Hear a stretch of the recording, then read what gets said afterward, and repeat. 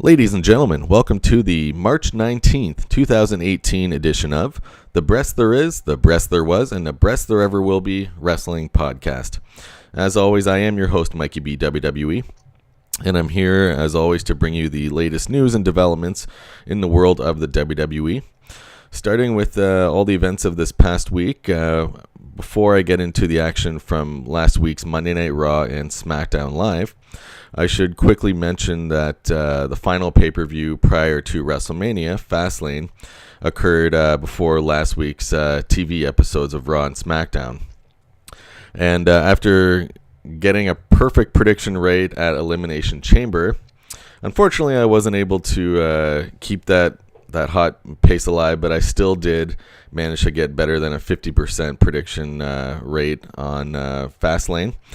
There were 6 matches on the card, and the only 2 that I got wrong I feel totally okay with, because the first one was something that I already talked about on my prediction show for Fastlane, which was a distinct possibility, but ultimately I chose there to be a victor for the match.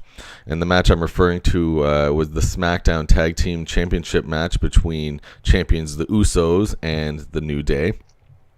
These 2 teams have had a lot of classic confrontations over this past year, and actually for the past few years. Even though I certainly anticipated that the Bludgeon Brothers would have some sort of a interference, or just have their moment either during the course of the match or after the match, I still felt that there would be a clear outcome, and I thought the New Day would have eventually won the titles back from the Usos, setting up a triple threat match among these 3 teams for WrestleMania. Instead, which again was something I highlighted as a definite possibility, the Bludgeon Brothers just interrupted during the course of the match, beat the living hell out of both teams, leaving them broken and battered ringside, which resulted in a no contest for the match. So, you know what? No contests are pretty much impossible to predict. Just like when a disqualification is going to happen, you never know when the creative team is going to decide to make someone lose in one of those ways, as opposed to the more typical fashion of a pinfall or a submission. So I don't feel too badly about guessing that wrong, because again, I had a sneaking suspicion that this was something that was going to take place. And then the other match, which I guessed incorrectly, was a match which had no real importance, which was a tag team match that they decided they just added to the bill last week for the weekend's pay-per-view, which was between Carmella and Natalya taking on Naomi and Becky Lynch. And I'll say this, generally speaking, the most difficult matches to predict, I find, are the matches like this one, which are thrown together kind of last minute and also have no clear outline as far as there being any type of continuity with a feud like this or with a program like this. When it's just sort of a one-off match like this where there's no plans to continue it on, it's really sort of an up-in-the-air prediction, and I felt that they would reward Becky Lynch and Naomi, possibly setting one of those 2 up for starting a run with them, so they might face off against Charlotte come WrestleMania time, because that women's title division for the WrestleMania outcome, the WrestleMania picture, is was still very unclear entering Sunday night. So anyways, the company ultimately chose for the heel tag team of Natalya and Carmella to be victorious. And again, not much I could really say to defend my choice on that one, other than it just seemed like the right move at the time to go with Naomi and Becky Lynch. Anyways, having said that, let's get on to all the important action from this past week, beginning with Monday Night Raw. The show opened with General Manager Kurt Angle coming out, soon to be interrupted by Roman Reigns. Roman, of course, we learned right off the bat, too, that Brock Lesnar, again, was nowhere to be seen at Monday Night Raw, even though he was advertised as being present for the Monday Night Raw following Fastlane. So Roman Reigns comes out and he says to Kurt Angle that it's not Kurt Angle's fault, that he blames Vince McMahon for allowing Brock to basically show up whenever he pleases. The interesting thing about this is you have to wonder how much of these negative feelings towards Brock Lesnar are actually legitimate from the superstars in the back dressing room. because Brock Lesnar is the kind of guy that he, certainly over the last few years in the WWE, has just shown up sporadically. He's usually in the very top main event matches or championship matches, which means he's making more money than all the other people on the middle of the card or in the early matches of the card. So he basically chooses when he wants to come and gets high profile matches that pay him a lot more money than the rest of the superstars that are working, 300 days a year all over the world, being away from their family and friends. So I understand that there is definitely I think this is legitimate animosity towards Brock Lesnar. So it was almost kind of breaking the fourth wall, so to speak. So Roman Reigns proceeds, after confronting Kurt Angle, to go to the back and deal with Vince McMahon right away and confront him about that. It shows them go into Vince McMahon's to a room to talk, which was short-lived. Roman Reigns storms out. Vince McMahon then also exits the room and explains to interviewer Renee Young that he basically told Roman Reigns, he gave him a piece of advice that Roman Reigns' cousin, former WWE superstar The Rock, used to say as one of his catchphrases, which is, he told Roman to know your role and shut your mouth. And furthermore, he added that Vince McMahon feels that Brock Lesnar is one of the few superstars that has special privileges to come sort of as he is right now. He did guarantee that Brock will be there next week on Monday Night Raw. But it's certainly interesting to note that in the build-up to their Universal Championship match at WrestleMania, the company's clearly trying to make Roman Reigns really seem like the good guy who's can't get a break, when Vince McMahon appears to be siding with Brock Lesnar, the heel character. So they're definitely playing up this angle, really making Brock Lesnar seem like a jerk for never being around. So this is interesting that this is the angle that the company has decided to go with and really try and gain fan sympathy for Roman Reigns, because he is the big dog that's there every week after week, etc. So as far as we know tonight, Brock Lesnar will be in attendance, according to Vince McMahon. And on top of that, he also added that Roman Reigns is suspended temporarily for him confronting angrily Vince McMahon backstage. So again, just more fuel to add to the fire here that Roman Reigns now, it's almost being treated, it reminds me a little bit reminiscent of Stone Cold back in the day, when Stone Cold Steve Austin would have to deal with obstacle after obstacle from Vince McMahon trying to stand in his way of being successful. So I think they're really sort of recycling this kind of feud, or at least the factors of this feud with something like that. So we'll see how the crowd does respond to this, if more people are going to be cheering for Roman Reigns or if it won't affect anything. I suspect that it won't matter too much. Brock Lesnar has his fans regardless of how often he comes to the WWE. So, but certainly I think that is going to affect the outcome of that particular match come WrestleMania time. In addition to this opening, we also learned the latest inductee into the WWE Hall of Fame this year, and this will be part of the Celebrity Wing, which is rock star Kid Rock. So Kid Rock's been involved in WWE for many years with performances and providing his music for certain wrestlers' entrance music. So there's that news. We also finally, after so much speculation for weeks and months, John Cena came out again after losing at Fastlane and thus having once again no clear path to WrestleMania. He once again, and it was interesting because they played up the angle for this particular feud that he's saying, oh, well, they don't want me to say this. And he tested the microphone to see if anyone backstage was going to cut off his microphone from saying it. But he came out and once again said, I will challenge The Undertaker at WrestleMania. And then John Cena proceeded to start cutting down the Undertaker, saying that Undertaker is the only reason why this match is not happening at WrestleMania. It has nothing to do with the creative in WWE or with John Cena himself. So definitely trying to, otherwise, how do you create a realistic program with John Cena and Undertaker at WrestleMania?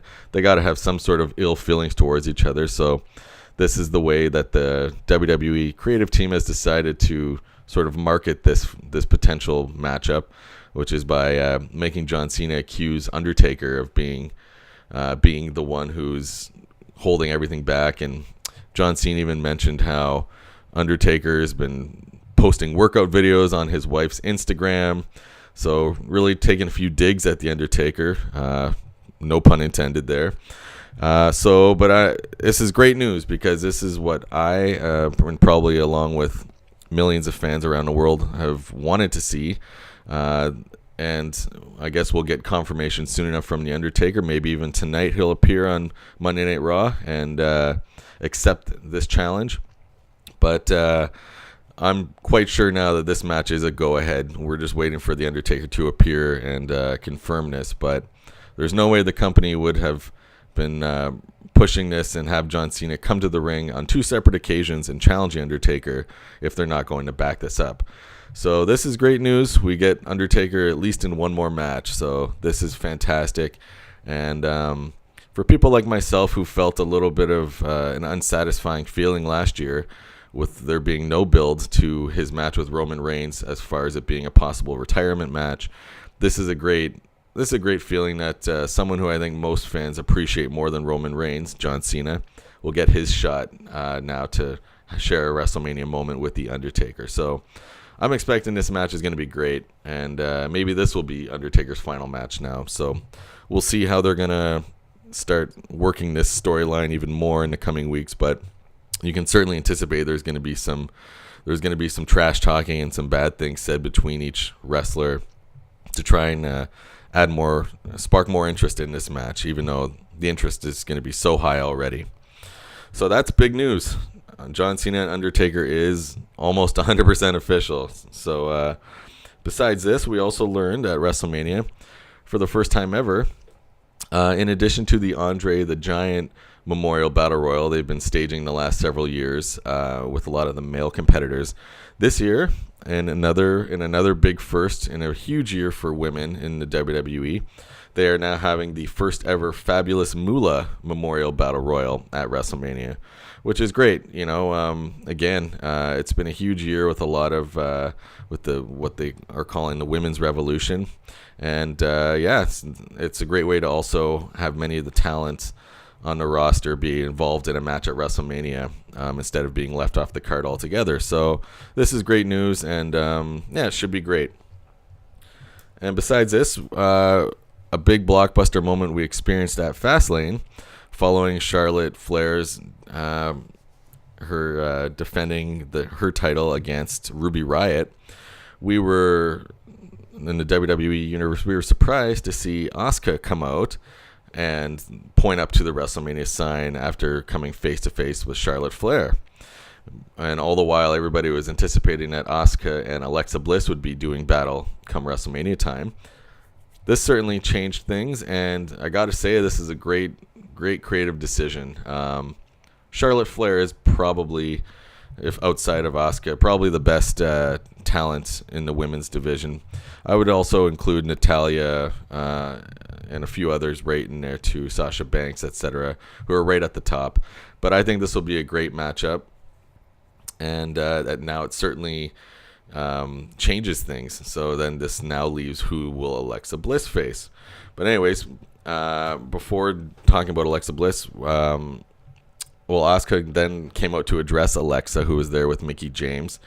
And she essentially told Alexa that the reason she chose Charlotte instead of Alexa Bliss, and to coin or to paraphrase one of her dad's famous sayings, the Nature Boy Ric Flair, Asuka then went on to say that she chose Charlotte because to beat the woman, or to be the woman, you got to beat the woman. I already screwed it up. But so and that was, of course, Ric Flair used to say, to be the man, you got to beat the man. So I think this is going to be a great matchup, really excellent wrestling that we will see for sure for that match. And which leads us again to now what's going to happen with Alexa Bliss and her Raw Women's Championship. So soon after this promo in the ring with Asuka, it shows Alexa Bliss and Mickie James talking backstage on some hidden camera. And all they were doing was constantly insulting Nia Jax and saying what a fool she is and this and that. And this was following a match that Nia Jax just had in the ring. And so she was able to see all these negative things that Alexa and Mickie were saying. And then she came to, of course, in her angered state to try and confront both of them. But they had already gotten away very quickly and hastily. So this leads us to believe now that Nia Jax is probably going to be the one chosen to face Alexa Bliss at WrestleMania. And I'm okay with this. Nia Jax has been in the women's division now for at least a good year and a half on the main program and has not yet won a title. So this would potentially be her best shot.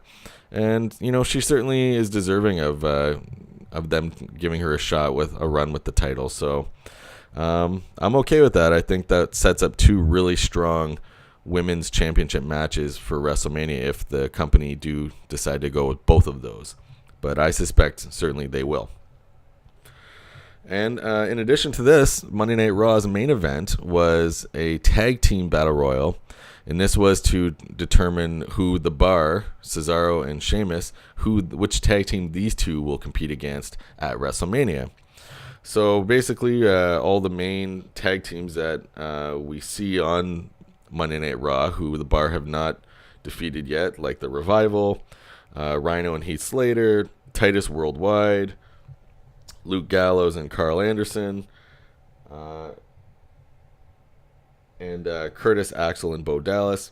But then the WWE Universe, we were surprised to learn that Braun Strowman decided to enter himself into this tag team battle royal, even though Braun Strowman has no tag team partner and is a part of no tag team whatsoever. And not too surprisingly, Braun Strowman wound up eliminating most of the people in there and won the match. So what does this mean? Is Braun Strowman now going to take on the tag team championships by himself on a 1-on-2 handicap match for the tag team belts? I would say this is probably going to happen. Braun Strowman, he's another guy, much like Nia Jax, who I just mentioned, who's been around for a while now and has been in the main event picture, but has not yet won any championships. So I think this is an interesting twist and certainly something to try and do something interesting with this tag team division.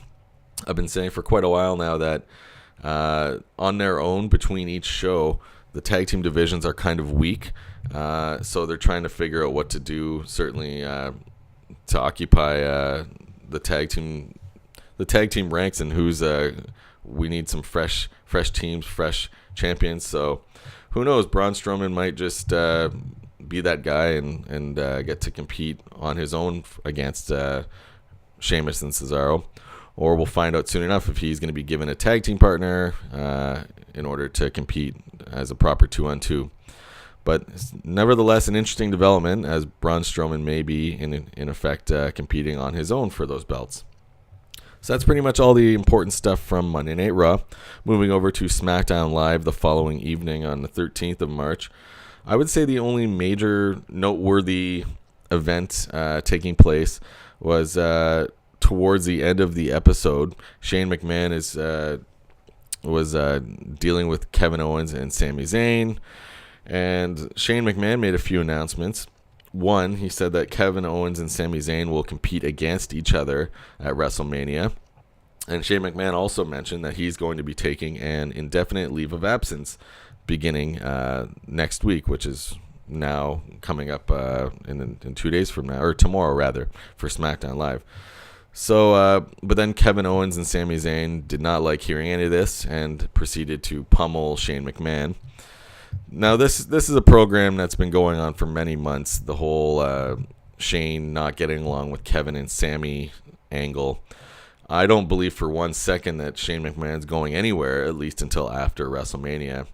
I think this is going to become probably a tag team match or some sort of triple threat or something, because Shane McMahon is going to be fighting in a match with these two other guys. I do hope that both those guys do get a spot in this match, and that their involvement at least remains, because I think they're two of the best wrestlers the company has, and it would be a shame to leave both of them off the main card for WrestleMania.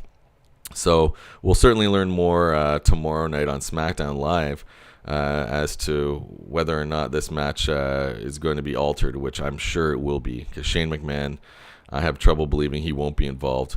And I even think that Daniel Bryan, general manager, who's been at odds with Shane McMahon, commissioner of SmackDown Live in recent months, I suspect that Daniel Bryan will probably be involved in some sort of a referee, special guest referee capacity, or in some form or fashion. I don't see Daniel Bryan getting back into the ring himself to compete, but I think he will be certainly involved in a potential matchup with these other figures.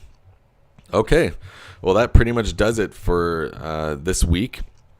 Again, we're getting more and more, we're learning more and more each week as to how the WrestleMania picture is going to shape out. So it's this is great. This is the great time of year and great television viewing for all of us.